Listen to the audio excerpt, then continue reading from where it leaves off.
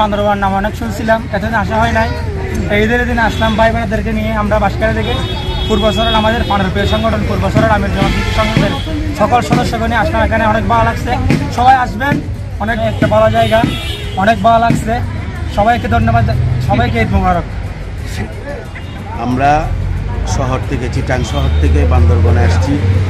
বান্দরবনে আসতে যে পাহাড়ের যে রাস্তা দেখলাম মোটামুটি অনেক সুন্দর, প্রান্তিক লেগে গেলাম, অনেক ভালো লাগছে। খুব সুন্দর পরিবেশ, মানুষের আনাগোনা দেখে আরও খুশি লাগতেছে। এখন বর্তমানে মেঘলার পর্যটন কেন্দ্রের সামনে আছি। ইনশাল্লাহ আমরা মেঘলায় ঢুকবো, মেঘলাও পরিবেশন করব, দেখব, তারপরে আবার ভিতরের দিকে নীলাচলের উদ্দেশ্যে যাব। আসলে ঈদের পর মুহূর্তে আপনার ঈদের যে একটা আনন্দ, এটা আপনি বান্দরবনে না আসলে বোঝা যাবে না যে আসলে ঈদের আনন্দ উপভোগ করতে কেমন লাগে। আসলে আমরা অনেক খুশি, অনেক সুন্দর লাগতেছে, অনেক ভালো লাগতেছে। আলহামদুলিল্লাহ ভালো লাগতেছে, অনেক ভালো লাগতেছে। আমরা এখানে ঘুরতে আসছি ফ্যামিলি নিয়ে, পরিবার নিয়ে। সব কিছু ভালো আছে, পরিবেশ সুন্দর। সবারকে ধন্যবাদ জানাচ্ছি। বান্দরবনটা অনেক সুন্দর জায়গা, আমরা আগে শুনছি, আগে কখনো আসি নাই। এখন আমরা বান্দরবন থেকে পূর্বসরাল আমির জাতীয় সংগঠনের পক্ষ থেকে বান্দরবন থেকে টুরিস্ট ঘুরতে আসি, সেজন্য অনেক সুন্দর লাগছে, ভালো লাগছে। পরবর্তীতে আবার আসতে পারি।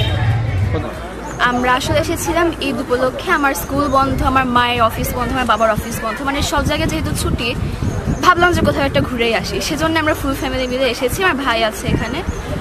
আমরা আসলাম। বান্দরবানে না আসলে আসলে কেমন একটা ঈদ যাত্রাটা অপূর্ণই থাকে, কেমন যেন লাগে, মানে ফাঁকা ফাঁকা। আসলে ঈদ উপলক্ষে আমরা সকল প্রস্তুতি ইতিমধ্যে সম্পূর্ণ করেছি। ঈদের মৌসুমে জানেন, যেহেতু বান্দরবান একটি পার্বত্য জেলা এবং এখানে পর্যটন নির্ভর, তো পর্যটনের টানে দেশ দূরান্ত থেকে অনেক মানুষ এখানে ছুটে আসে, বা এখানকার লোকাল লোকজনও একটু পর্যটন কেন্দ্রিক, তারা বিভিন্ন জায়গায় ভ্রমণে যায়।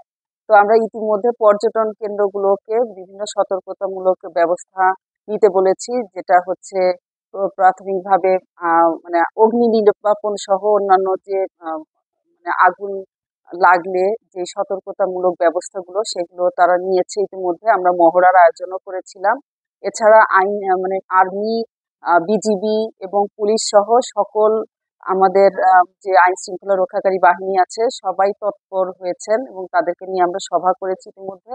তারা টহলে থাকবেন পর্যাপ্ত পরিমাণে যেখানে যেখানে টুরিস্টদের আগমন ঘটে। এছাড়া টুরিস্ট পুলিশ খুবই সক্রিয়ভাবে তাদের ভূমিকা পালন করছে, যার মানে পূর্বে এই বিষয়টা ছিল না, তাদের তেমন কার্যক্রম ছিল না, কিন্তু এখন তারা ব্যাপকভাবে কার্যক্রম পরিচালনা করছে। বিশেষ করে পর্যটন কেন্দ্রগুলোতেও তারা অবস্থান করে এই মানে আমাদের যে আগত পর্যটকদের নিরাপত্তা নিশ্চিত করার প্রয়োজনীয় ব্যবস্থা গ্রহণ করছে।